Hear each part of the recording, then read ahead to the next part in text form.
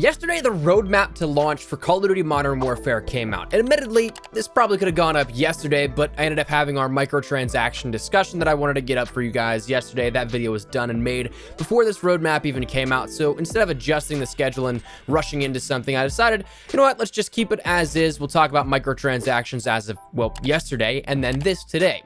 But I really wanted to clarify a little bit more about what this discusses because it's pretty straightforward, but it lacks some solid dates and some solid details on what exactly each portion of this roadmap will end up giving. Of course, we end up seeing that Beta Weekend 1 and Beta Weekend 2 are pretty self-explanatory. That's when we get our hands on it and we can play the game for ourselves, jump into 2v2, 6v6, 10v10 presumably, and maybe 20v20 if that's something that happens. And who knows, maybe even a little bit further. We don't know exactly what's up on deck. That's when we can jump in, experience the gunsmith for ourselves. We can just examine Modern Warfare at a more top-down and engaging perspective than just 2v2. Don't get me wrong, 2v2 in the alpha was incredibly fun. I grinded the hell out of that. I played almost every second that I could, and that I was around my desk. I was playing and probably not being as productive otherwise as where I should have been, but 2v2 is a very small portion of what's on offer this year. It's something that's sort of a more niche mode, something that maybe you jump into every so often, but it's not going to be something that the vast majority of players are going to gravitate towards. Your standard 6v6, your standard 10v10 and ground war, and then of course upwards of 20v20 and further, that's going to be the stuff that really captivates people. That's where the large number of the player base is probably going to go towards. And of course, with crossplay coming and being a thing, you should have no trouble finding populations in every single one of those game modes and everything that we see along with that. So this will be our first real hands-on experience here with this, but as for everything else, we don't have all that much information on. Crossplay details we can break down a little further and probably give you what I think is a good understanding of what we'll see that we haven't already. The campaign premiere will break down and discuss when that'll be exactly perhaps and what exactly you can expect to see on that. And the same thing with the Spec Ops premiere, which is listed as the last and final thing before we jump into launch festivities. So that said, we're gonna break it all down here with that, and let's start out with crossplay. Again, we talked a little bit about the beta and what you can expect there. That's something that's pretty self-explanatory, but for the crossplay details, that's something that may be an interesting little mention here for this because we've seen a decent bit of crossplay talk already. This is listed as the week of September 16th. Now, truth be told, I'd expect this either on the 16th or the 17th, that Monday or the Tuesday. No later than that because that's when we'll start to see preloads presumably go out for the Xbox One and PC beta, and depending on if we end up seeing the PS4 one go live a day early the week before, that'll probably dictate what happens with the second weekend. If it goes live earlier for PlayStation 4 by a day or so like we saw the alpha, expect it to go live elsewhere on Xbox One as well as PC the week following, and if it doesn't, I'm not so sure that I'd expect it at that point. But anyways, the details are probably going to be officially revealed for what we kind of already know. You can play between PlayStation 4, Xbox One, and PC. All players can play together, but probably the big announcement here, or the detail that this will likely be addressing, is to make sure that you have your PSN, Xbox, or Blizzard account linked to an official Call of Duty or Activision account registered with CallOfDuty.com. As we mentioned before, the way that friends lists will work within this game are compartmentalized into folders. The primary folder is your Activision account's friends list, and the secondary one is your console's friends list. So we saw the folders at the reveal event of Activision as well as PlayStation. The former of those two, though, however, will be what's making it possible to play cross-platform. If you don't have your friends on another platform added via the Activision accounts, you won't be able to connect because, naturally speaking, console to console doesn't list friends to join off of. So you won't see a PlayStation's friends list folder and an Xbox friends list folder and nothing else. You'll have to link up to that Activision account as that sort of bridge between the two platforms so you can play together and connect in-game. So that's likely what I'd expect is the big crossplay details that gets announced outside of what we already know. And again, I'd expect that on that Monday or Tuesday, September 16th or 17th. Now, the next biggest part here out of this is honestly what I'm really excited for because we've seen next to nothing publicly. Again, I've seen 3 missions behind closed doors at a press event all the way back in May, but I want to see it again because it's been so long since we ended up seeing this here. But the campaign premiere is something that is listed at the end of September. Now, we don't have any dates here for this one.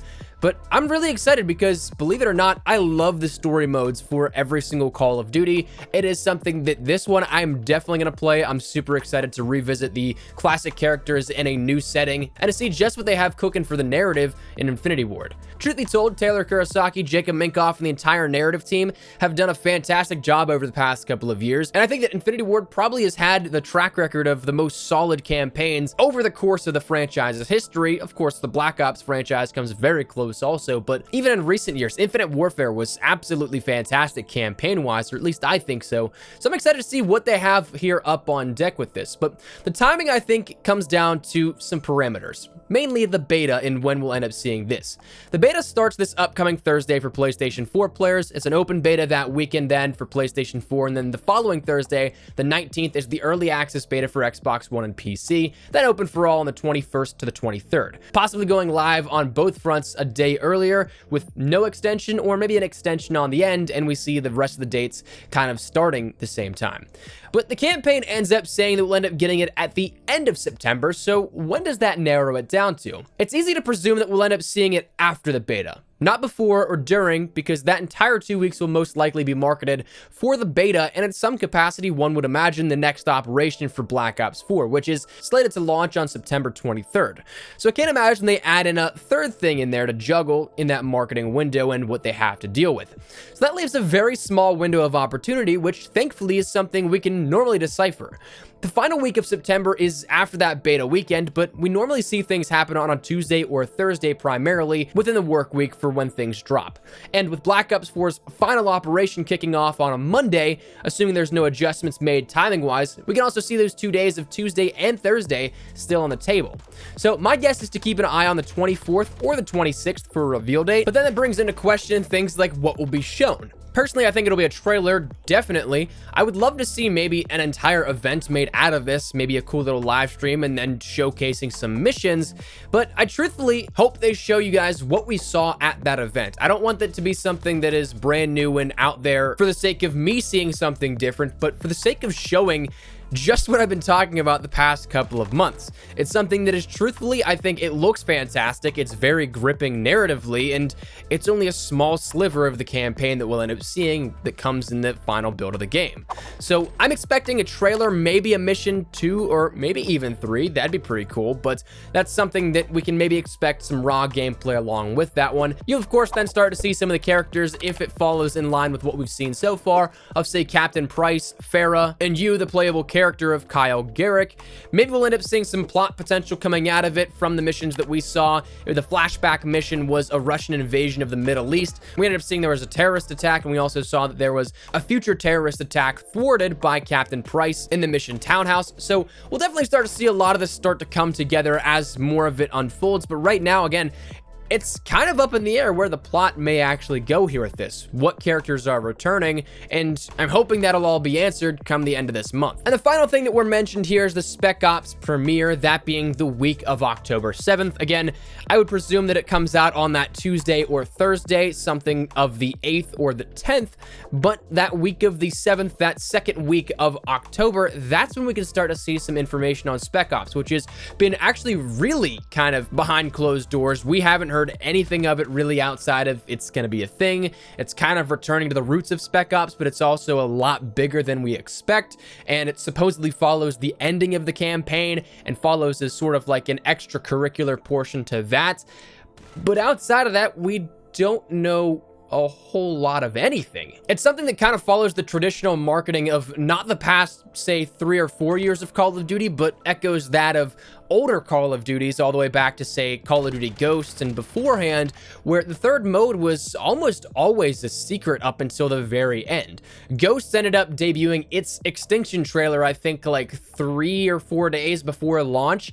Then we ended up seeing that Advanced Warfare actually was probably the last one that we saw like this, but we saw that Exo Survival was going to be that game mode that everybody jumped into, but then they did a massive curveball where at the ending of that, once the game launched, that's when you went into Exo Zombies. So it was a huge curveball that wasn't known up until like 2 days before launch, just because somebody got their hands on the game early. So we're sort of following the older marketing strategies rather than the more newer generation ones. Blackout was debuted at the very beginning of May last year. Zombies was premiered at the World War II reveal, but we didn't see anything up until about a month or so before launch, if I'm not mistaken. Infinite Warfare Zombies was back in June or July of that year, and then Black Ops 3 off the top of my head, I can't remember if that actually still followed the traditional marketing or not, but you end up seeing where we're going with this here. It's something that's held a little bit until later on in the marketing window and marketing schedule. So Spec Ops is going to be something I'm very much so anticipating some information on here to learn a little bit more about it, how in depth it'll go, if it's something we end up getting DLC for that, like how the Elite system in Modern Warfare 3 worked, where we got maps,